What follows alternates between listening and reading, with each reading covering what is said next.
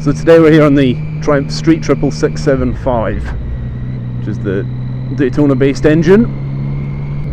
This one is the low slung exhaust 3-into-1,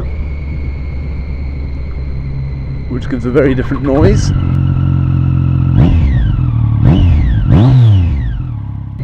And it's definitely a bike that's designed to be pushed to the higher rev ranges. Unlike the 1050, this one wants to be revved. Fantastic fun. I was a bit dubious about getting on the 675 after riding the big 1050, but I shouldn't have been dubious. It's good fun. Different way of riding. It shouldn't be much lighter, but it feels easier to throw around. You can flick it around more, you can just flick it over much faster, much easier.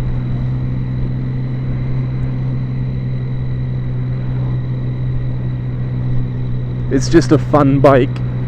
It's not a touring bike, but I'm sure people could tour on it quite happily. But it is definitely designed for fun.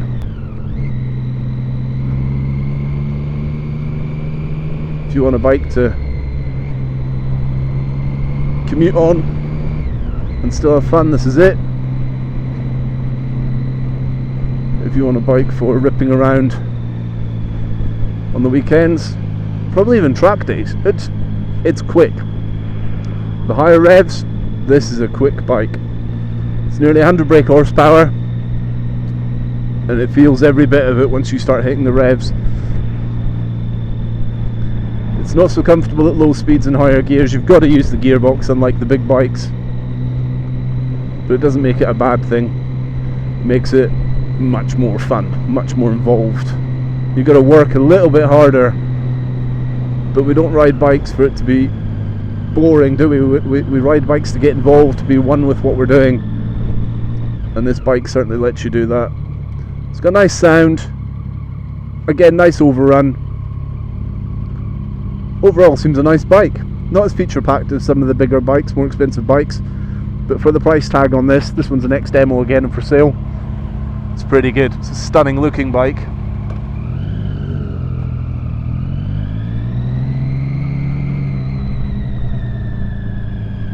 Be just as much of a head turner as the 1050 for a lot less price.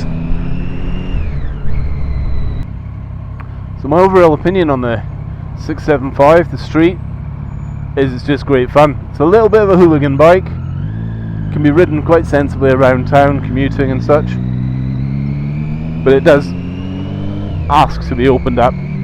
It wants to be revved, it wants to go. Definitely good fun. If you're looking for a sporty middleweight that looks good, sounds good and goes like stink, gotta be worth trying. So here we are at the end of the test ride. Just about to take it back to Pure Triumph in Wellingborough, down here at the flooded embankment. So it's a nice bike. It's very, very quick, very light. It's a little bit of a hooligan bike, as I've mentioned. It's good fun, really good fun. Wants high revving, wants to be ridden. You've got to be involved, but that's good. It's a middleweight, it's sporty, it's a street triple, for goodness sake. You know, lots of these are used as stunt bikes. It's good fun. It's really good fun. Fly screen, colour coded belly pan, non-ABS on this one, and to be honest, I noticed it. I did notice. Again, the Arrow exhaust sounds lovely, really, really nice. Same thing as the last one. I think I would maybe go with the tail tidy or the fender eliminator, depending on where you're from. Seats comfy. You can throw it around so easily. It just flicks over, picks back up, and if you make a mistake, this is the first time for me riding one of these, if you make an error, it's forgiven. It just lets you go, okay, you made a mistake, we can fix that, there's no drama.